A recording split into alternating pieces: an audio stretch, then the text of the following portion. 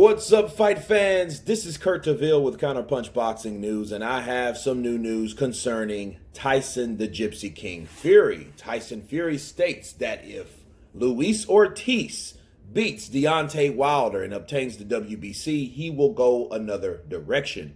He will, in fact, go after the winner of Ruiz, Joshua, to go after the the unified titles instead of the WBC.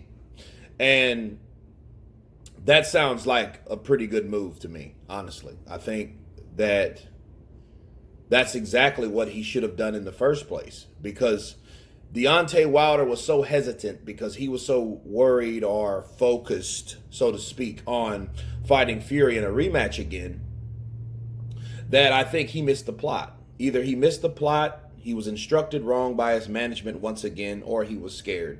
One of the two. He didn't want to take that fight, And I think if Tyson Fury was so clever at intercepting ideas, he should have, in fact, went after the fight with Joshua and Ruiz. That should have been his next fight. So all the money that he's making now with the Braun Strowman, with the with a possible MMA, and of course the Otto Wylien, I think there would have been better if Frank Warren, Bob Arum should have got with Eddie Hearn to have a multi-mega showdown, and of course left Deontay Wilder where Deontay Wilder was at. Why? Because it was more lucrative for ESPN, for BT Sports, for them to get with Matchroom and DAZN. It could be, if BT Sports and ESPN can get with Showtime and PBC and Fox, they can get with DAZN and Matchroom. That's how I look at it. I mean, because both of these guys have different promotional companies, but they're both from different countries, and I don't see why that couldn't have worked. I think that those two fights could have been made, and now Tyson Fury is, hey, if he loses, I'm going to go after Joshua Ruiz winner. He should have went after them anyways. He can talk about the lineal championship of the world and him, proclaimed as him being the lineal champ, the guy that beat the guy, yada, yada, yada. But if he was the unified heavyweight champion of the world, he knew that would outshine any lineal nonsense, because that's exactly what he had when he lost to claim what he still has. If that makes any sense. Let me say that again.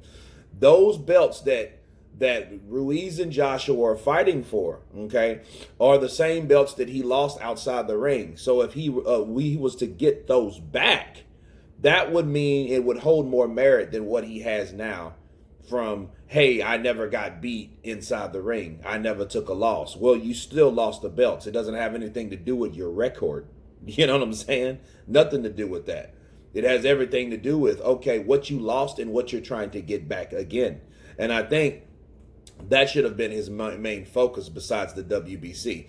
Because I think really what's happening with Tyson Fury, and with a lot of people, the WBC is starting to drop. You know what the WBC is looking like these days? They're looking like comic books in the late 90s. You remember the comic book industry was very flourishing. You had comic books like Spider-Man and X-Men and Captain America, and you had and they were worth thousands, hundreds of thousands of dollars. Some of the first number ones still are. The only problem is the comic books that came after that, right? They made many mass productions of different editions of that comic book. It lost value, okay? So if you had 281, the return of Wendigo, and then you had a silver, a gold, a platinum, a black copy, a blue copy, a red copy, a yellow copy. Those are 7 copies of the same damn comic book. That's why it started to lose value, because people started to look at it like, okay, well, what does one mean from the other?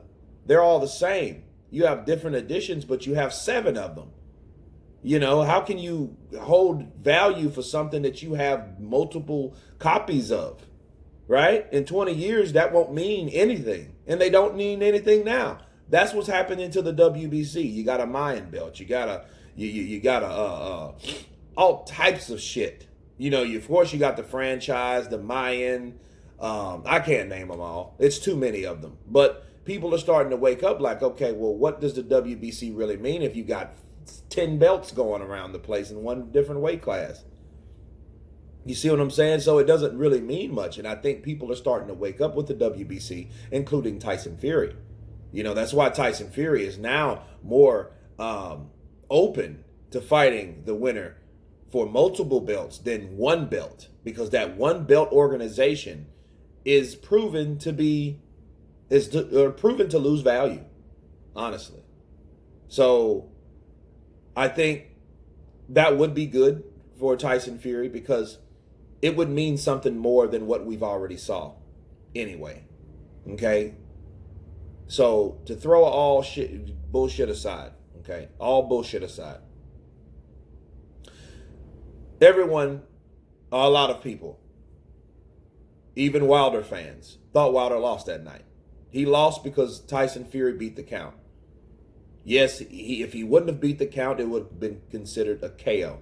That was not the case. He got up, okay? I don't care about the long count. I don't care about any of it. It's what's official. And what's official was the referee counting. He makes the judgment. He makes the call. He made the count. Counterpunched. We don't have to talk about that anymore. So we've saw that. We've been there. We've saw that. Been there, done that. We've seen those two guys fight. More than likely, if they fight again, it'll be the same way. You know, Wilder will be trailing on points until he gets a knockdown. Fury will be winning most of the rounds until Deontay Wilder hurts him again with a possible knockdown with the freakish power he has. Okay, we've seen that. Okay, we've seen that done. So that's not as important as to see these two fighters fight other fighters. We've seen Ortiz and Deontay Wilder. We've saw that already. So let's make something new come across. That's why I like the idea. You know, that's why, Ortiz I'm a fan of Ortiz anyway. You know, I'm a very fan of Cuban boxing. It's family related. I love the passion, the sweet science of the sport anyway. But I would love Ortiz to do something George Foreman did, over 20 years ago with Michael Moore. 45 years old, 8 months, almost 46 years old, taking out Michael Moore. I would love to see Ortiz do that. That would be awesome. Extraordinary. Now, but for us to see reruns of the same thing, it just tells us that, hey, I've been there, so it's easier to be somewhere that I've already been versus be somewhere that I've never been. I don't want to go into uncharted waters. That's what I'm seeing. That's what I'm feeling when I think of Wilder taking fights these days.